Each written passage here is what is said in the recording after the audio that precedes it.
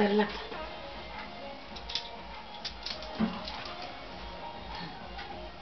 Da, a fost un oftat. Da, botul, uite-te la botul ăla. Și fălcile alea care vin pe el. Deci, să fie sonor. Uite fălci, tată. Cu fălcile alea e ruptele lui mama. Păi oricum că am sonor. Crede lumea că am manele. Nu, nu. Ia uite, ia uite. Eu sunt... Schirâm! Omide. Ce oarca mâine. Nu mai e tare să-și întoarcă mâinile, Mihai.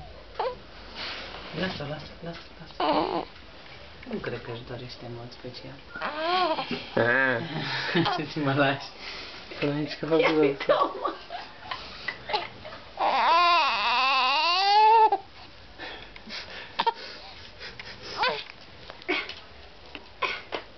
Viu foame!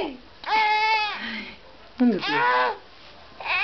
Să ne vezi, Mâna, Tot pe mână. mâna, cred că vrea să scoată pe asta de aici. Cred că a necrozat deja. Ai grijă? Ai grijă cum o sucești.